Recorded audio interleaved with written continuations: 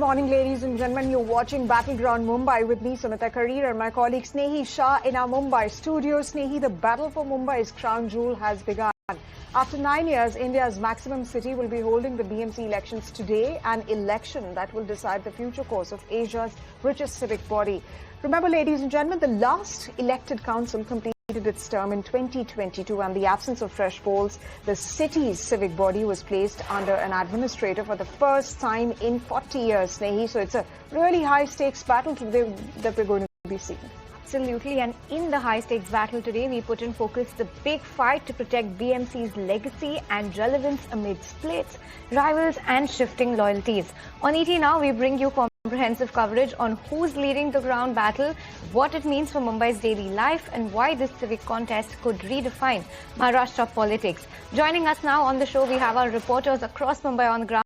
We have Anjali Palod from Villa Teresa, Rucha Kanolkar and Nilesh both joining in from Bandra on ground. Nilesh, let's come to you first. Talk to us about what the sentiment is, what the voter turnout has turned out to be. It's a very early hours, but talk to us about all the action on ground.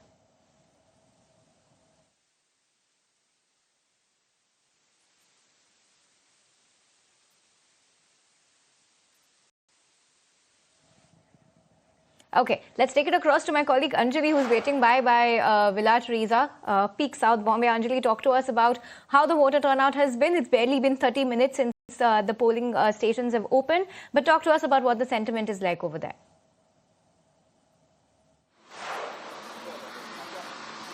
Right, so it is a crucial morning for Mumbaikars as they've set out to pick their corporators after 9 years. The last elections for BMCs were held in 2017. Now, I'm currently at Villa Teresa High School, which is located on Pedder Road in the southern part of the city, and like you said, it's early morning. It's barely been half an hour since the polling booths have opened, but we have seen a bunch of early voters come in and cast their votes. In fact, just a short while ago, we also got a chance to speak to N. Chandrasekharan, who is the chairperson of Tata Sons and Tata Group, and he's in fact, highlighted the importance of civic issues for Mumbaikars and urged, everyone to come out and cast their vote. But just to give you a, short overview of what the BMC elections are going to be looking like, there are a total of 227 corporator seats that are, going to be contested in the elections, and there are two major alliances, like we saw in the State Assembly as well, with the Mahayuti, the ruling state alliance consisting of the BJP, Shiv Sena and the NCP, whereas we have the Mahavikas Aghadi, which has seen the coming together of the estranged brothers Uddhav and Raj Thackeray for the first time after 20 years, in fact. So that alliance is going to be between Shiv Sena, UBT, NCP and the Indian National Congress. So those are the biggest two alliances in these elections. It's still early morning. We've seen a bunch of voters come in, and we'll see how the day progresses. But yes, the BMC elections have given Mumbaikars a chance to highlight civic issues at a city level, like the AQI. There's a lot of identity politics this time around with the BMC elections as well. The state of development in the city as well. But we'll see how the day progresses.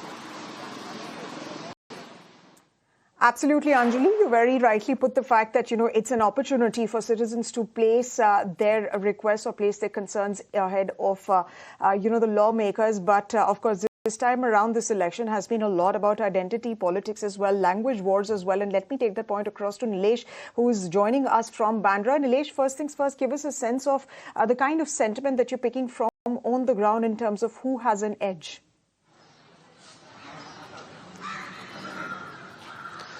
Well, we are speaking of Maharashtra, the state which has seen a vast dimension of politics. The last BMC election was held in 2017, and since 2019, the political arithmetic has changed a lot. Many have switched their sides, their ideology. The Shiv Sena, which holds power into BMC for the last 25 years, saw division as well, with maximum number of candidates shifting to the Eknath Shinde faction.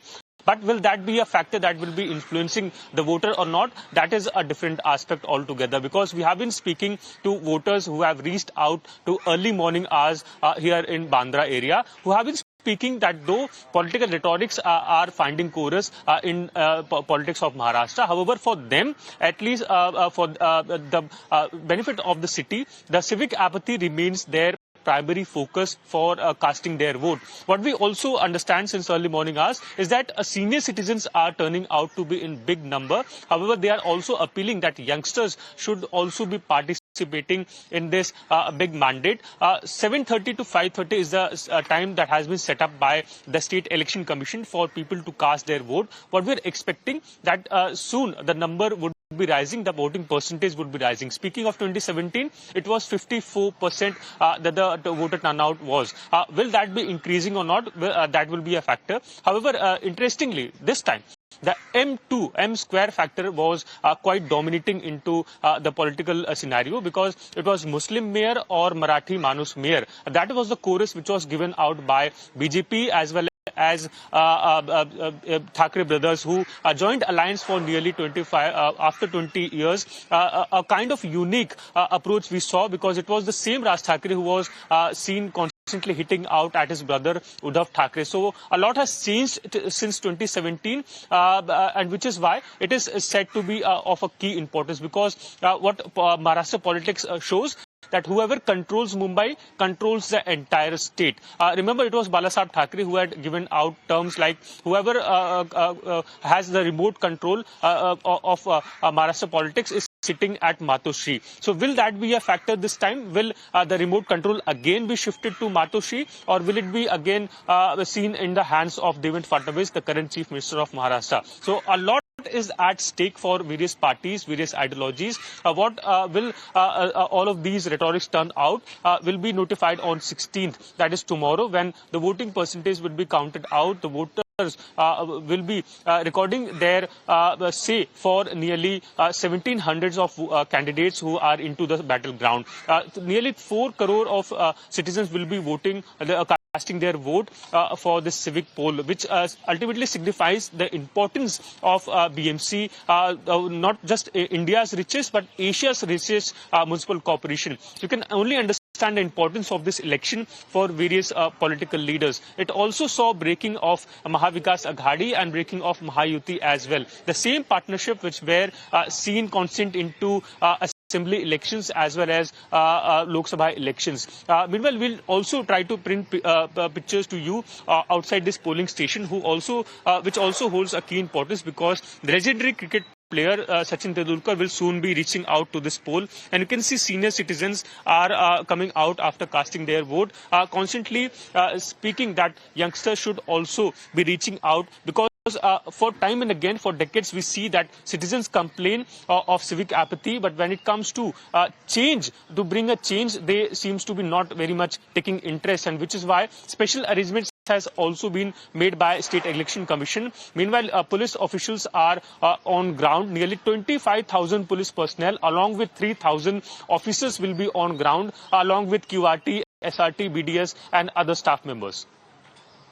Thanks so much for taking us through that. Lots of details over there on what's expected to pan out in the later hours of the day. But let's take it across back to Anjali. Anjali, you're at Villa Teresa High School. Talk to us about what the preparation is looking like over there. What are the arrangements made for voters and the government officials? And also talk to us about any chatter that you're picking up from voters while they wait to vote.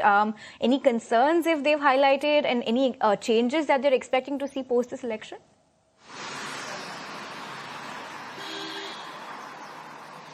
Of course, like my colleague also highlighted, there are over 1 crore voters that go to vote in Mumbai today that are eligible for voting, and therefore there are umpteen security arrangements that have been made in terms of the police personnel. In fact, the preparations at the booth began last night itself, but now we saw early in the morning the setting up of the booths and the election commission officials setting up the booth. In fact, we've also spotted some information counters, little further away from these polling booths as well, where people are given information about where they can go to cast their vote. And in fact, once you get in, even if you don't have a voter ID, there are other identity proofs that you can use to, cast your vote. In terms of the issues, there is, of course, the worsening of the air quality that a lot of people are talking about now, an issue that has become big in Mumbai in the past couple of years. That is one thing. The other is the development and how,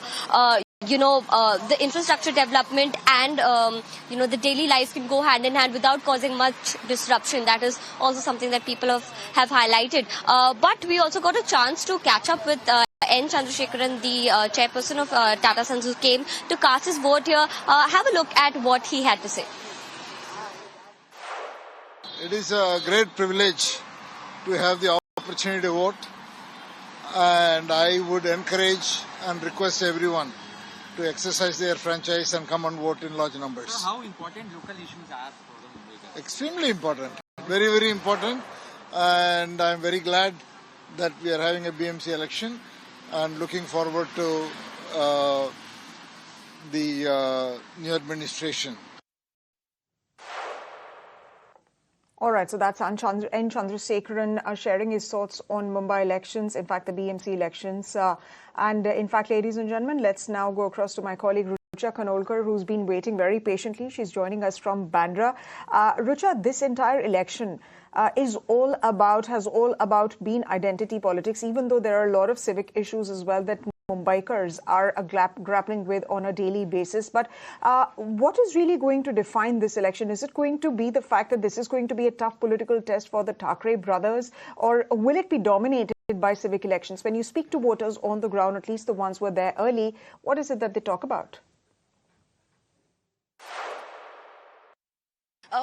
In this entire election, we saw how people are less concerned about the topics of Hindu versus Muslim or Marathi versus non-Marathi. But people are focusing on the civic issues, the issues that they have been facing for 30 years, and the issues are persistent. It may be about deaths due to pothole, it may be about the water supply, electricity supply, or any other civic issues that that matter for the Marathi people or the Mumbaikars.